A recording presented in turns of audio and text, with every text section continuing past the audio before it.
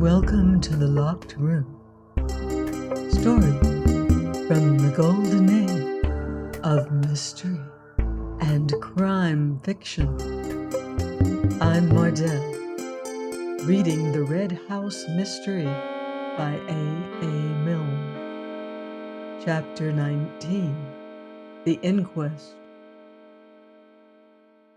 The coroner, having made a few commonplace remarks as to the terrible nature of the tragedy which they had come to investigate that afternoon, proceeded to outline the case to the jury.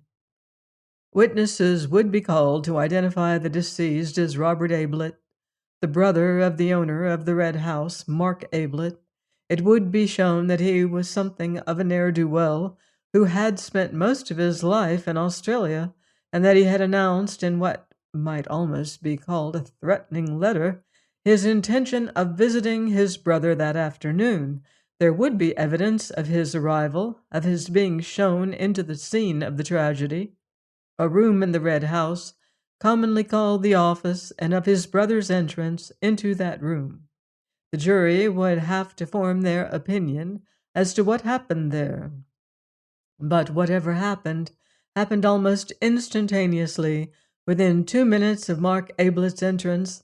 As would be shown in the evidence, a shot was heard, and when perhaps 5 minutes later the room was forced open, the dead body of Robert Ablett was found stretched upon the floor. As regards Mark Ablett, nobody had seen him from the moment of his going into the room, but evidence would be called to show that he had enough money on him at the time to take him to any other part of the country, and that a man answering to his description had been observed on the platform of Stanton Station, apparently waiting to catch the 3:55 up train to London.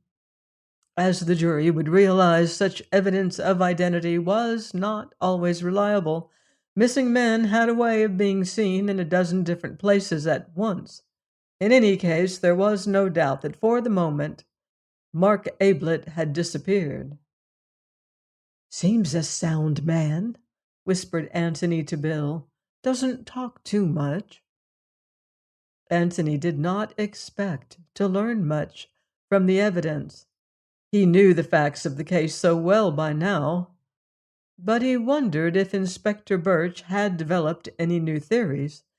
If so, they would appear in the coroner's examination, for the coroner would certainly have been coached by the police as to the important facts to be extracted from each witness. Bill was the first to be put through it. "Now, about this letter, Mr. Beverly," he was asked when his chief evidence was over. "Did you see it at all?" "I didn't see the actual writing. I saw the back of it. Mark was holding it up when he told us about his brother." "You don't know what was in it, then?" Bill had a sudden shock. He had read the letter only that morning. He knew quite well what was in it, but it wouldn't do to admit this. And then, just as he was about to perjure himself, he remembered. Anthony had heard Cayley telling the inspector, "I knew afterwards, I was told, but Mark didn't read it out at breakfast." "You gathered, however, that it was an unwelcome letter?" "Oh, yes."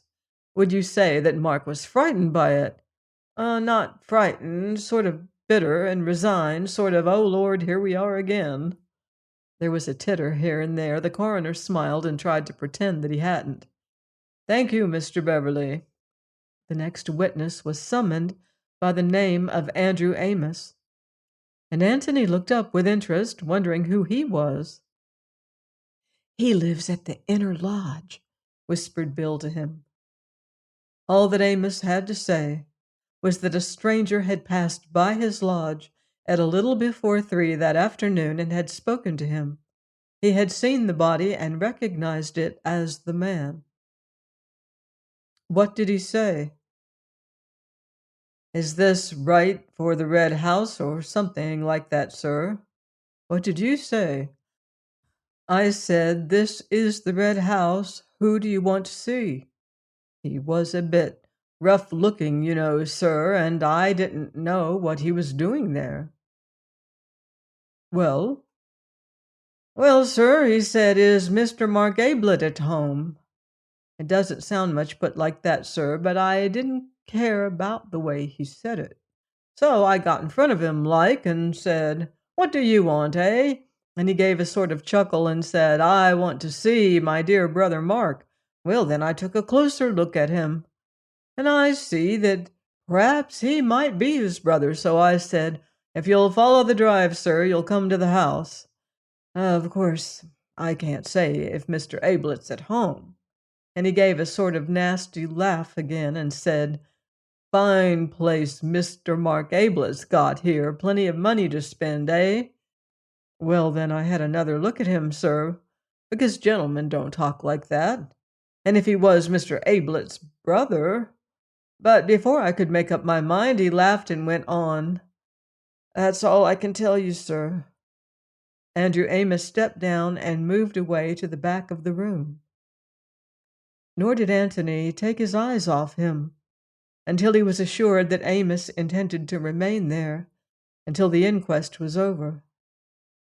"Who's Amos talking to now?" he whispered to Bill. "Parsons, one of the gardeners.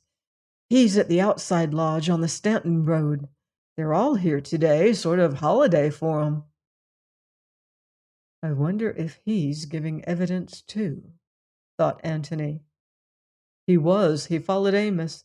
He had been at work on the lawn in front of the house and had seen Robert Ablett arrive. He didn't hear the shot, not to notice. He was a little hard of hearing. He had seen a gentleman arrive about 5 minutes after Mr. Robert. "Can you see him in court now?" asked the coroner. Parsons looked round slowly. Antony caught his eye and smiled. "That's him," said Parsons, pointing. Everybody looked at Antony. "That was about 5 minutes afterwards?" "About that, sir." "Did anybody come out of the house before this gentleman's arrival?" "No, sir. That is to say, I didn't see 'em." Stevens followed. She gave her evidence much as she had given it to the inspector. Nothing new was brought out by her examination. Then came Elsie. As the reporters scribbled down what she had overheard, they added in brackets, "Sensation," for the first time that afternoon. "How soon after you had heard this did the shot come?" asked the coroner. "Almost at once, sir." "A minute?" "I couldn't really say, sir. It was so quick." "Were you still in the hall?" "Oh, no, sir. I was just outside Mrs. Stevens' room, the housekeeper, sir." "You didn't think of going back to the hall to see what had happened?" "Oh, no, sir. I just went in to Mrs. Stevens, and she said, 'Oh, what was that?' frightened like, and I said, 'Oh, that was in the house, Mrs. Stevens, that was. Just like something going off, it was.'"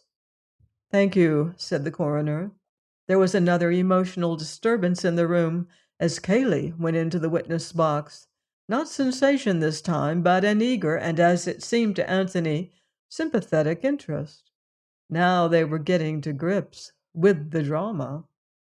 He gave his evidence carefully, unemotionally, the lies, with the same slow deliberation as the truth. Anthony watched him intently, wondering what it was about him which had this odd sort of attractiveness for Antony, who knew that he was lying, and lying as he believed, not for Mark's sake, but his own, yet could not help sharing some of that general sympathy with him. "Was Mark ever in possession of a revolver?" asked the coroner. "Not to my knowledge. I think I should have known if he had been." "You were alone with him all that morning. Did he talk about this visit of Robert's at all?" "I didn't see very much of him in the morning. I was at work in my room and outside and so on. We lunched together, and he talked of it then a little." "In what terms?" Well, he hesitated and then went on. I can't think of a better word than peevishly. Occasionally he said, "What do you think he wants?" or "Why couldn't he have stayed where he was?" or "I don't like the tone of his letter. Do you think he means trouble?" He talked rather in that kind of way. Did he express his surprise that his brother should be in England? I think he was always afraid that he would turn up one day.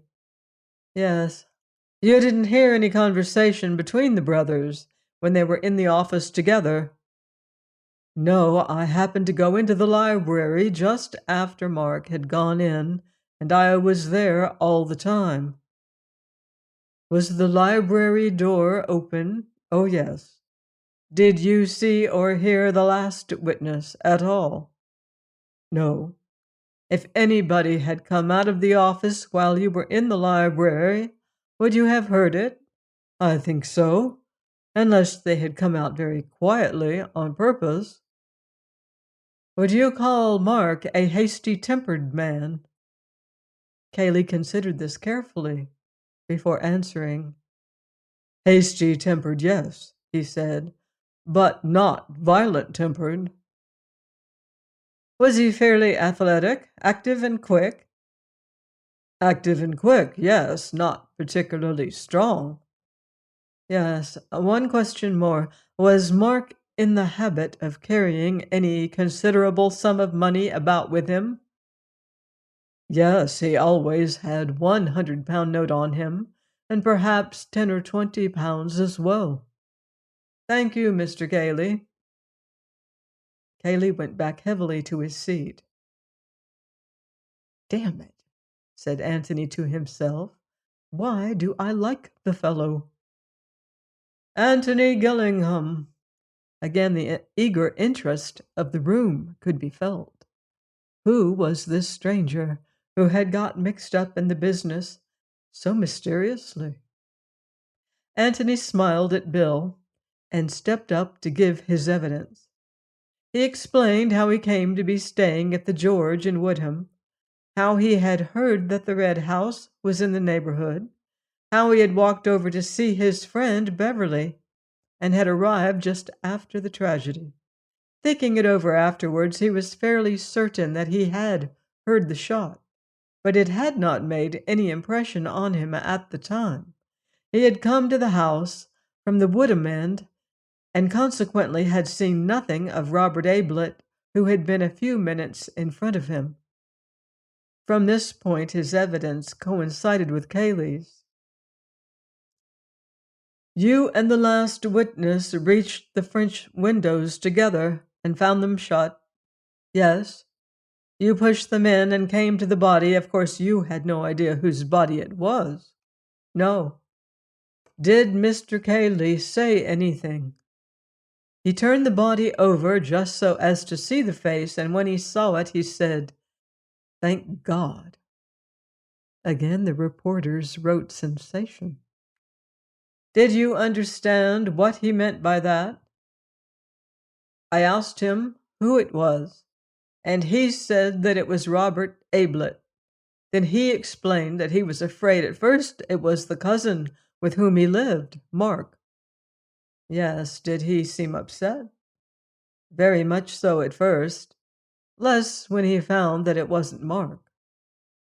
There was a sudden snigger from a nervous gentleman in the crowd at the back of the room, and the coroner put on his glasses and stared sternly in the direction from which it came. The nervous gentleman hastily decided that the time had come to do up his bootlace. The coroner put down his glasses and continued.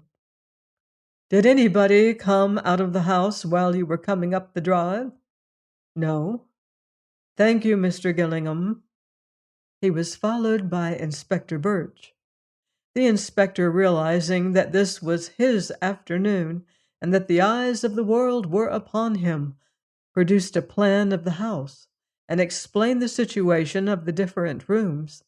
The plan was then handed to the jury. Inspector Birch, so he told the world, had arrived at the Red House at 4:42 p.m. on the afternoon in question. He had been received by Mr. Matthew Cayley, who had made a short statement to him, and he had then proceeded to examine the scene of the crime. The French windows had been forced from outside.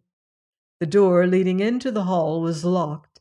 He had searched the room thoroughly and had found no trace of a key. In the bedroom leading out of the office, he had found an open window. There were no marks on the window, but it was a low one, and as he found from experiment, quite easy to step out of it without touching it with the boots. A few yards outside the window a shrubbery began. There were no recent footmarks outside the window, but the ground was in a very hard condition owing to the absence of rain. In the shrubbery, however, he found several twigs on the ground, recently broken off together, with other evidence that somebody had been forcing its way through. He had questioned everybody connected with the estate, and none of them had been in the shrubbery recently. By forcing a way through the shrubbery, it was possible for a person to make a detour of the house and get to the Stanton end of the park without ever being in sight of the house itself. He had made inquiries about the deceased. Deceased had left for Australia some 15 years ago, owing to some financial trouble at home. Deceased was not well spoken of in the village from which he and his brother had come.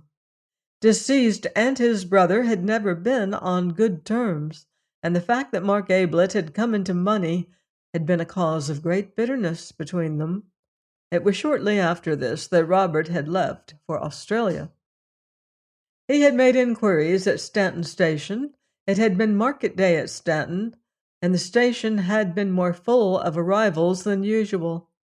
Nobody had particularly noticed the arrival of Robert Ablett. There had been a good many passengers by the 2:10 train that afternoon, the train by which Robert had undoubtedly come from London. A witness, however, would state that he noticed a man resembling Mark Ablett at the station at 3:53 p.m. that afternoon, and this man caught the 3:55 up train to town. There was a pond in the grounds of the Red House. He had dragged this, but without result. Antony listened to him carelessly, thinking his own thoughts all the time. Medical evidence followed, but there was nothing to be got from that. He felt so close to the truth. At any moment, something might give his brain the one little hint which it wanted. Inspector Birch was just pursuing the ordinary. Whatever else this case was, it was not ordinary. There was something uncanny about it. John Borden was giving evidence. He was on the up platform seeing a friend off by the 3:55 on Tuesday afternoon. He had noticed a man on the platform with coat collar turned up and a scarf round his chin. He wondered why the man should do this on such a hot day. The man seemed to be trying to escape observation. Directly the train came in, he hurried into a carriage, and so on. "There's always a John Borden at every murder case," said Antony to himself. "Have you ever seen Mark Ablett?" "Once or twice, sir." "Was it he?" "I never really got a good look at him, sir, what with his collar turned up and the scarf and all. But directly I heard of the sad affair, and that Mr. Ablett was missing, I said to Mrs. Borden, 'Now I wonder if that was Mr. Ablett I saw at the station.' So then we talked it over and decided that I ought to come and tell Inspector Birch. It was just Mr. Ablett's height, sir." Antony went on with his thoughts. The coroner was summing up. The jury, he said, had now heard all the evidence and would have to decide what had happened in that room between the two brothers. How had the deceased met his death? The medical evidence would probably satisfy them that Robert Ablett had died from the effects of a bullet wound in the head. Who had fired that bullet? If Robert Ablett had fired it himself, no doubt they would bring in a verdict of suicide. But if this had been so, where was the revolver which had fired it? And what had become of Mark Ablett? If they disbelieved in this possibility of suicide, what remained? Accidental death, justifiable homicide, and murder. Could the deceased have been killed accidentally? It was possible, but then would Mark Ablett have run away? The evidence that he had run away from the scene of the crime was strong. His cousin had seen him go into the room. The servant Elsie Wood had heard him quarreling with his brother in the room. The door had been locked from the inside, and there were signs that outside the open window someone had pushed his way very recently through the shrubbery. Who, if not Mark? They would have then to consider whether he would have run away if he had been guiltless of his brother's death. No doubt innocent people lost their heads sometimes. It was possible that if it were proved afterwards that Mark Ablett had shot his brother, it might also be proved that he was justified in doing so, and that when he ran away from his brother's corpse, he had really nothing to fear at the hands of the law. In this connection, he need hardly remind the jury that they were not the final tribunal, and that if they found Mark Ablett guilty of murder, it would not prejudice his trial in any way if and when he was apprehended. The jury could consider their verdict. They considered it. They announced that the deceased had died as the result of a bullet wound, and that the bullet had been fired by his brother, Mark Ablett. Bill turned round to Antony at his side, but Antony was gone. Across the room he saw Andrew Amos and Parsons going out of the door together, and Antony was between them. Join me next time for more secrets and suspense in The Red House Mystery by A. Milne, here on The Locked Room. In the meantime, beware of footsteps in the dark.